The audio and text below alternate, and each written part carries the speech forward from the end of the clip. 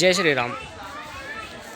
ಗುಡ್ಡಾಪುರ ದಾನಮ್ಮ ದೇವಿ ಮಂದಿರ ಎಲ್ಲರೂ ನೋಡಿರ್ತೀರಿ. ಈಗ ದಾನಮ್ಮ ದೇವಿದ ಮದುವೆ ಆದಂತಹ ಸ್ಥಳ ಸಂಘತೀರ್ಥ. ಆ ಸಂಘತೀರ್ಥವನ್ನು ನಿಮಗೆಲ್ಲರಿಗೂ ತೋರಿಸ್ತೀನಿ ಇವತ್ತು.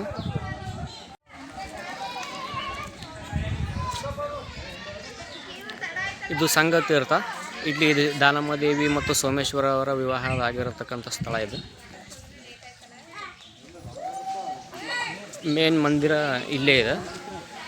ದಾನಮ್ಮ ದೇವಿದು, ಸೋಮೇಶ್ವರ ಮತ್ತು ದಾನಮ್ಮ ದೇವಿ ಎರಡೂ ಇಲ್ಲೇ ಇದೆ.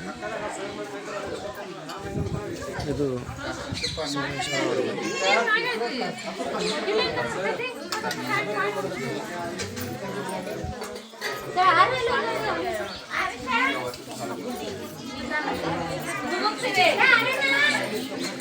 ಇದೊಂದೇ ಆಲದ ಮರ ಎಲ್ಲ ಕಡೆಯೂ ಹಬ್ಬಿಕೊಂಡಿದೆ ಸುಮಾರು ಜಾಗದಲ್ಲಿ. ಇದೆಲ್ಲ ಬೇರು, ನೀವೇ ನೋಡ್ತಾ ಇರೋದು ಇದೆಲ್ಲ ಆಲದ ಮರದ್ದು.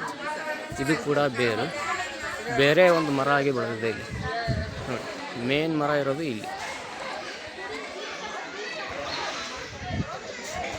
ಇದ್ರದ್ದು ಇಲ್ಲಿ ಸಂಘತೀರ್ಥದ ಇನ್ನೊಂದು ವಿಶೇಷತೆ ಏನಂದರೆ, ಇಲ್ಲಿ ಎಂದೂ ಭತ್ತದ ಬಾವಿ ಒಂದಿದೆ, ಚಿಕ್ಕದೊಂದು ಬಾವಿ, ನೀರಿನ ಮೂಲ. ಇಲ್ಲಿ ನೀರು ಯಾವತ್ತೂ ಕೂಡ ಕಡಿಮೆ ಆಗಿಲ್ಲ, ನೂರಾರು ವರ್ಷಗಳಿಂದ. ಇಷ್ಟೇ ನೀರಲ್ಲಿ ಮದುವೆ ಮತ್ತು ಇತರೆ ಕಾರ್ಯಕ್ರಮಗಳು ಕೂಡ ನಡೆಯುತ್ತೆ.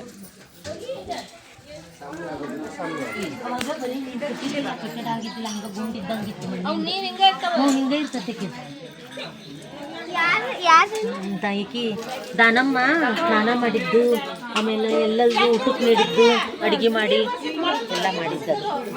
ಆಮೇಲೆ ಕಬ್ಬು ತಿನ್ಸಿದ್ರೆ ಬಸವಣ್ಣ ಜೀವಂತ ಆಗಿತ್ತು.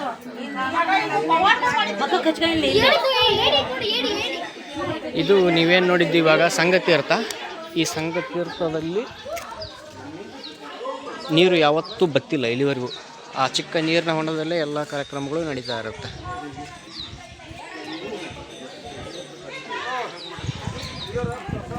ಸಂಘತೀರ್ಥ ಇದು ಗುಡ್ಡಾಪುರದಿಂದ ಸುಮಾರು 8 ಕಿಲೋಮೀಟರ್ ದೂರದಲ್ಲಿದೆ. ಇಲ್ಲಿಯೇ ದಾನಮ್ಮ ದೇವಿ ಮತ್ತು ಸೋಮೇಶ್ವರ ಅವರ ವಿವಾಹ ಆಗಿತ್ತು. ವಿವಾಹ ಆಗಿರುವಂಥ ಸ್ಥಳ.